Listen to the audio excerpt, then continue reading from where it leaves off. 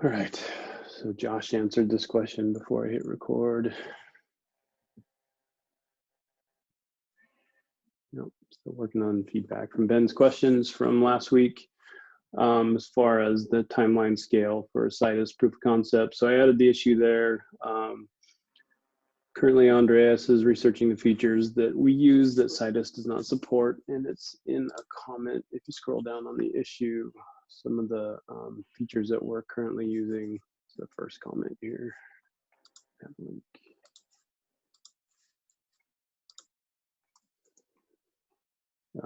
Still, so Andreas can speak to this if I am speaking incorrectly, but still doing some research on what Citus can provide us, what some of the blockers will be, and how that's going to lead into subsequent work, and comparing that, and we'll get to the other trade-offs about maybe application level sharding as well, but it feels like a scale of weeks just on the current research for Citus and what we could do with it. And then the overall POC implementation timeline is going to depend on the outcomes from the Citus research. It could turn out that Andreas finds some showstopper that we just can't use Citus at all. So right now, I'm focusing entirely on researching Citus and what it can and cannot do for us. Andreas, did I miss anything there? Yeah, that's right. I think we already know that there are blockers in CitusDB's support for us. So some key features that we are already using. So it's not a matter of just exchanging the database. We also have to figure out how we do that in the application. And even more, if apart from those features, I think it's also about the application design. So how do we design or redesign the application to basically work well with CitusDB? And for my part, I have to look and understand more about CitusDB first to even start thinking about a POC. So going forward, if you want to explore that option, I would like to have some time to learn more about CitusDB for starters. Yep. Okay. Thank you. And then there was a follow-up item to talk about partition timelines. So there's going to be a trade-off between focusing on sharding implementation and partitioning performance improvements. I kind of called out what it would take to do the partitioning work. We have a small team. We have 2 developers on the database team. So we need to get some clear guidance probably from Christopher or Chun on which to focus on, because there's at some point in time there's probably going to be a sacrifice. Do we stop focusing on partitioning so we can spend more of our time and focus on sharding with the goal to implement some sort of sharding, whether it's our application or database level? I think there's some small things we can do with partitioning, but we might have to make a tough decision in the future. And once we have more information, we can come back with what the trade-offs are going to be, but I'm just calling that out now. And that actually, it's kind of out of order. I will pop it up. So I updated the handbook to hopefully it properly represents the priority order of what our business goals are. And I called it out in availability, scalability, and performance. The partitioning work that we were talking about would fall under performance. And that's why I was asking that question about prioritization and trade-offs between partitioning research and sharding research. So I can follow up with the right folks to talk about those next time.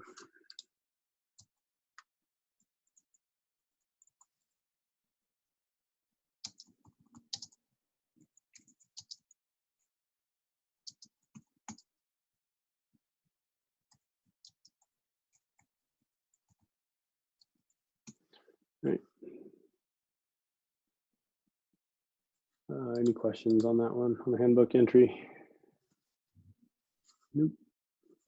So we're saying that the first priority is availability and scalability, and performance are behind that. So we're looking for a sharding solution with a focus on availability. Is that right? That was my takeaway from one of the early meetings that we had. And so if we don't have a definitive answer, so Christopher and Eric are not here, I can follow up on that one too.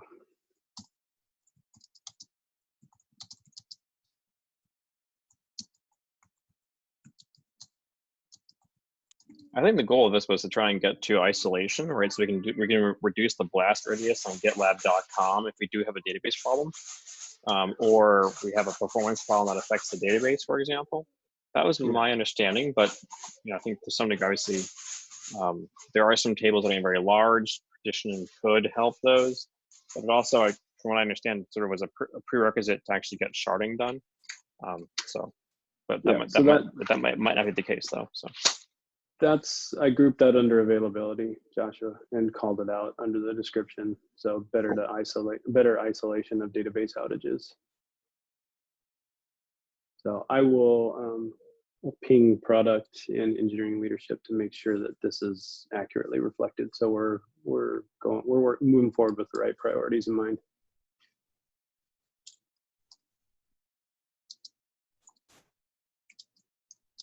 I found it interesting to read about what Shopify did. Thanks for the links, Craig. Yeah.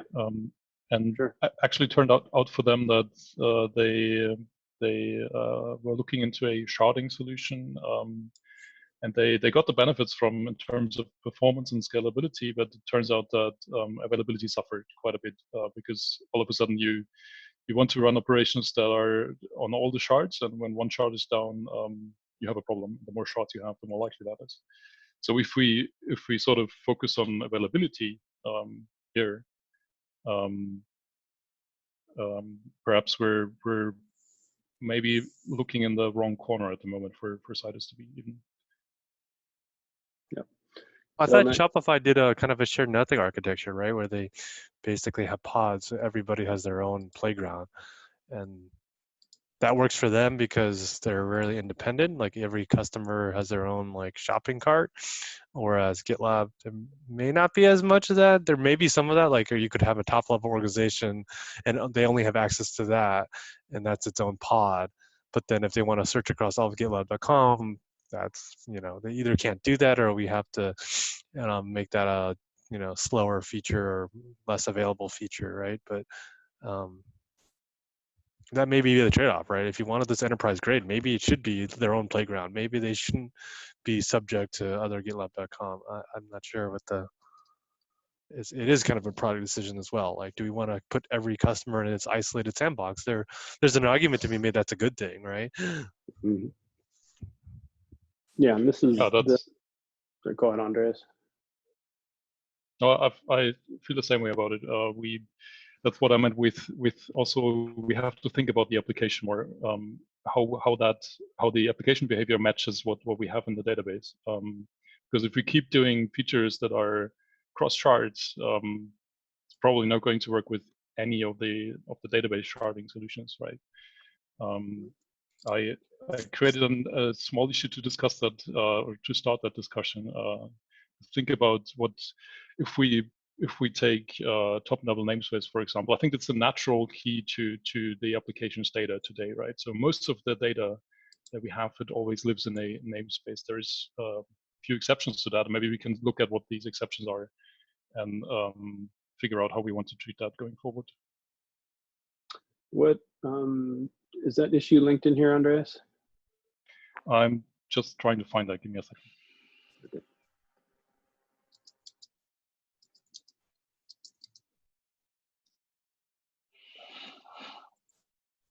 And is there somebody, when you're asking for somebody in the incident review, is somebody in the engineer infrastructure assigned to that, or is it just kind of open right now? It's not. So the original, I guess, thought or approach was Andreas and I were going to sit down and go through incidents and see where DB sharding may have benefited. But once we both kind of looked at it, it made sense to have infra involved, and that's what we're asking for here. And Chun added an assignment for Jerry to take a look and see if there's anybody that can be involved and run through the incidents, because that might give us more feedback that, hey, while X% would actually benefit from DB sharding, most of the incidents would have benefited from a higher level application sharding. So, and it's quite possible we're not even looking at the right list of incidents here. So just getting someone from the infrastructure side that was closer to the incidents and getting their feedback on what they think, maybe what architectural changes or what kind of feedback they could give us on the right direction to take. Yeah, in my opinion, that's super important. We better discover that the solution is right for the problems we are trying to solve, rather than later in the road, on the road, we are 50% done of the project, then we discover that this solution is not helping those incidents at all. Then it's not the best situation. Yeah, and excuse me. So I can make sure that we have a follow-up item here to get the right people involved. And if we need to have a synchronous working session where we just share a screen and run through them real quick and just do like a gut check, because there's, I think, like 500 incidents listed in the filter for this issue.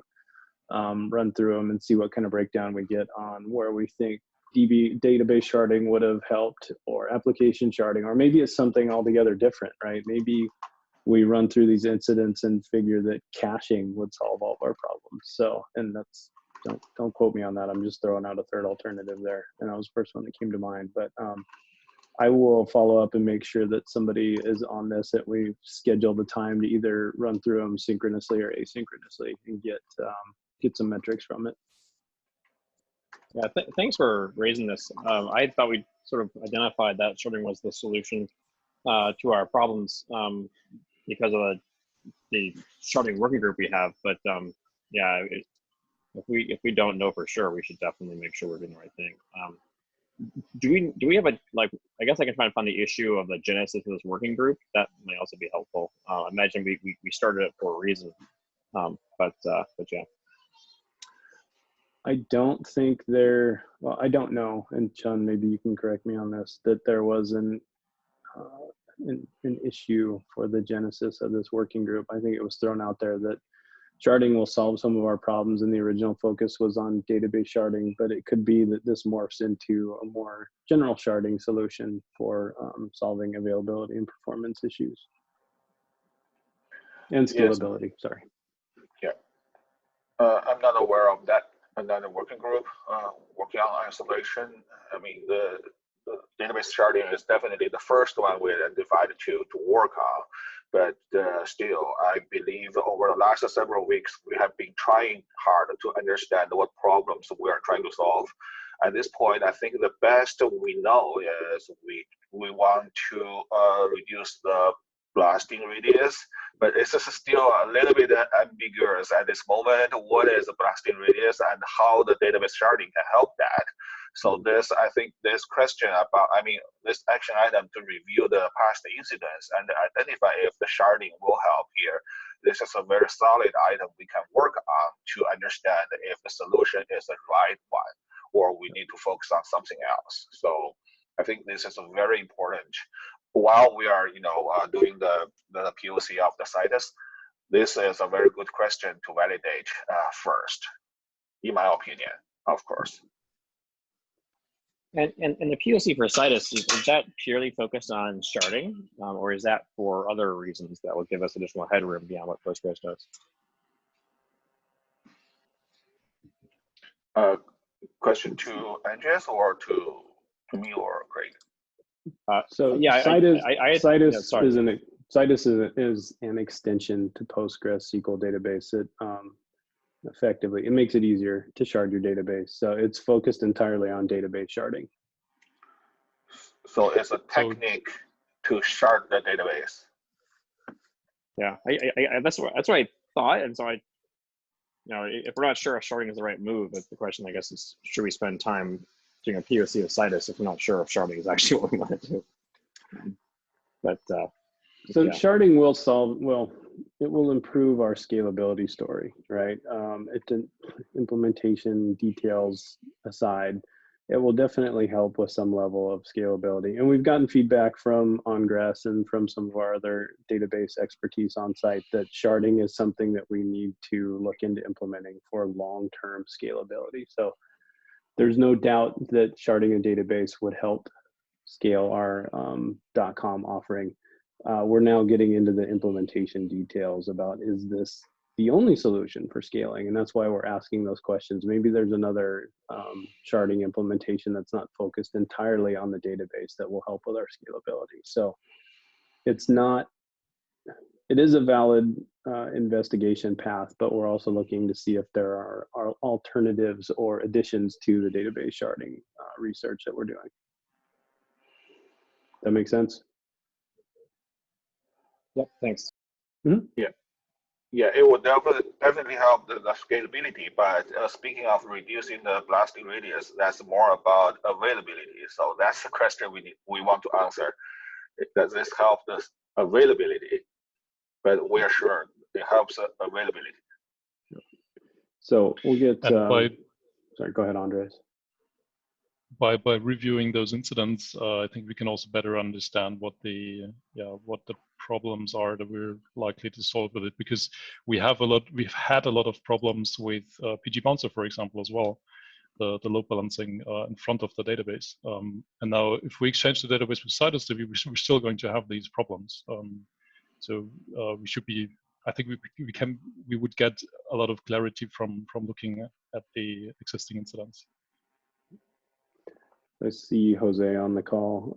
Is this something you can take back to Jerry, or just, I don't know, maybe even volunteer to help out, run through the incident list? And just, I wouldn't spend a ton of time on each. It's just, I think it's a gut check. If we have 500 issues in there, just run through them and say, yeah, this application sharding, database sharding, or something else altogether would help with all these. And we can list them out in that issue that we've created. Yeah, Or, okay. or just limit the scope to P1S ones first, then maybe some of the P2S tools to, as a first pass to understand the rough picture if 500 is too many to go through. Yeah, that's a good idea. I will have a look on the issues and work with Jerry on that. Okay, thank you very much, Jose. I appreciate it. Yes.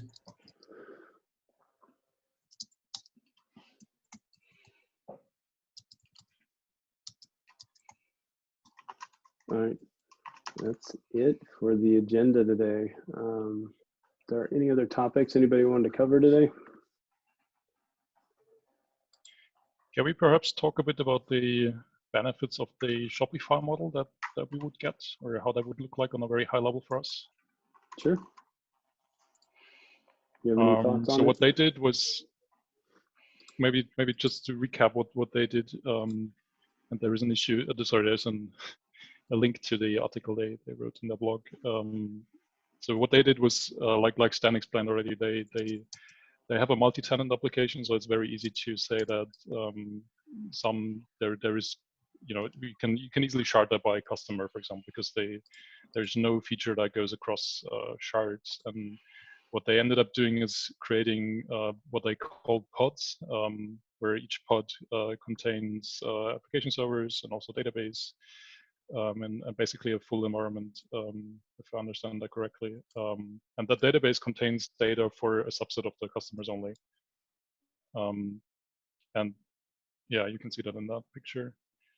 So I think my understanding was the pod was the data itself, and the application layer spread across or spanned across the pods.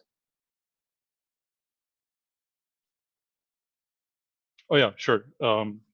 Right. Or you just mentioned earlier that pods so included the application tier, but I don't think it does. Yeah, yeah, that's right. Okay, and in our case, if we assume for a second that we have a similar model, we can perhaps say that top level namespace is a boundary for a customer, right? So typically, if we look at our organization, we have GitLab org as a top level namespace, whereas another company would create their own namespace, and most of the data lives inside that namespace. So if we ended up in a similar situation, we would be in a spot where we can actually create such an environment for a particularly large customer as well. Like if there's a large customer coming in and they request their own isolated environment, in a sense, we will be way more flexible on that end. And I've seen requests for where where people were asking for the ability to influence where their data lives, like in which data center or which continent even. We have those requests as well, so that would also work in this kind of setup. Yeah, the downside to doing that level of customer sharding is if that shard has difficulty, that whole customer is down. And when you do more general sharding, for example, like if you're using something like a if we want to take a full range shard or full key sharding, like something like Cassandra does, a single customer, or a small amount of every customer is affected instead of all of a single customer is affected. We have this problem with Giddily, because Giddily we're doing exactly this in Giddily. We can isolate a specific customer to a specific Giddily shard.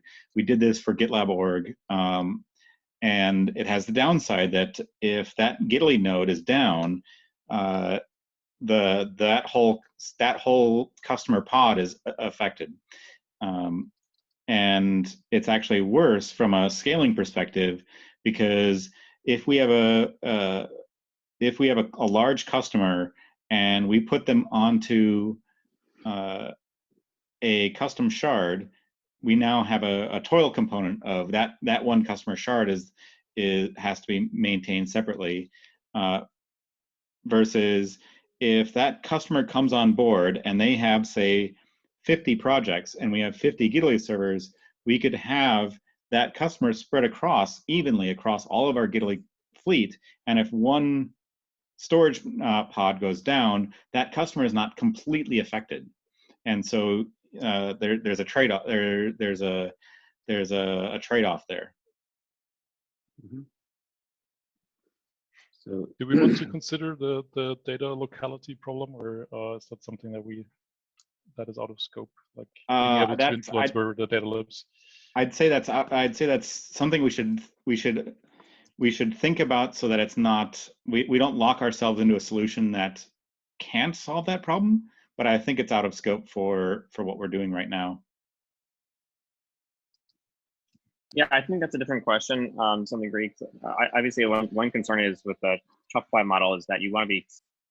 It's not ideal if you have like load balancers in some portion of the country, some portion of the world, and you have your database servers elsewhere, and so it gets in the question of it starts to feel more like a true second instance at that point in time, because you wouldn't want to have your load balancers in front in the United States and your data in Europe, for example. Yeah, we for data locality, I think Josh was right. We need to think about that holistically across our entire infra. Mm-hmm. Yeah, and there's a discussion going on with GitLab Geo right now. So Geo is running on staging, and we're ready to start, considering moving to .com. And we're sort of trying to figure out these questions here, which is, do we do disaster recovery? Do we do Geo, like, second sync? Do we do GitLab.eu? And there's a whole bunch of questions here because, the federation that pops up in there as well.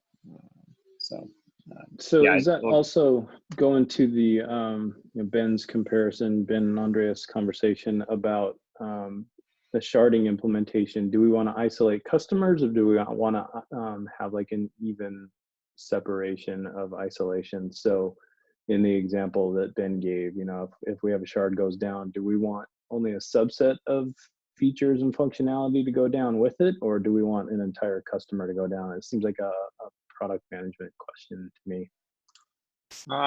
Sort of. There's trade-offs, right? So some customers, some very large customers, don't want to be impacted by noisy neighbors, right? And so one easy way to do that is to just make sure you have, Giddily and Database and Redis and Sidekick all sharded by customer. Mm-hmm. And that way, if someone is doing a denial of service attack on a different account, then you're in still theory somewhat fine. Yeah. I think if we achieve that isolation in other ways, it's fine as well. But that's sort of like an easy lever to throw and give them confidence. It's the easy way, but it has other, like we were saying, it has other implications. If you look at something like YouTube's how YouTube solved their sharding problem, they did the Citus DB, aka Vitesse. They wrote a horizontal sharding system so that they could generically shard everything for all users, and they built that into a robust system.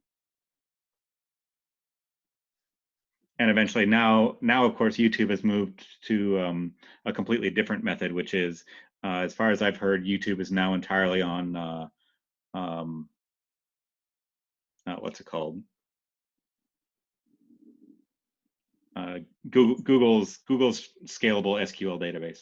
Oh wow.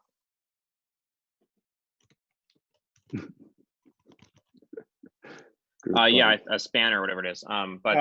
Yes, but spanner. yeah, I mean, so I think it's sort of an engineering question, like what's the best way to achieve isolation, which is one of the main goals, and then there are other considerations, like, as you know, Giddily right now is going down the road of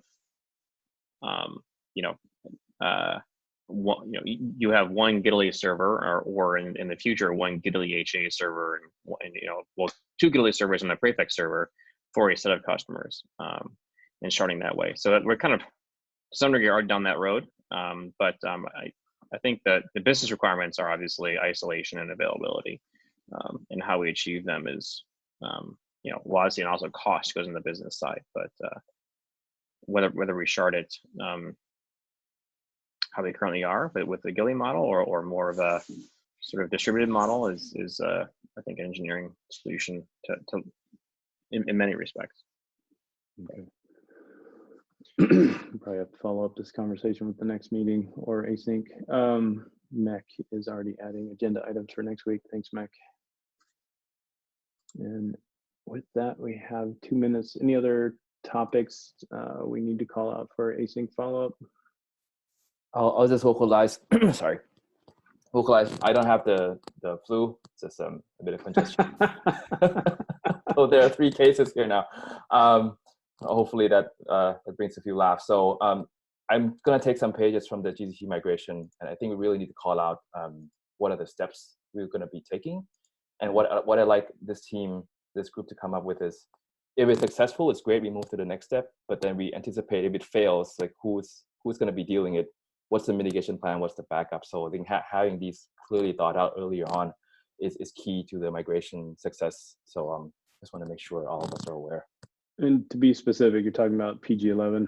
Yes. Okay. Let me codify that as well. Go out. Yep, I will add it to the top of the agenda. Thank you, sir. For next week. Thank you. All right. That's probably it for now. Thanks, everybody. Have a good rest of your day.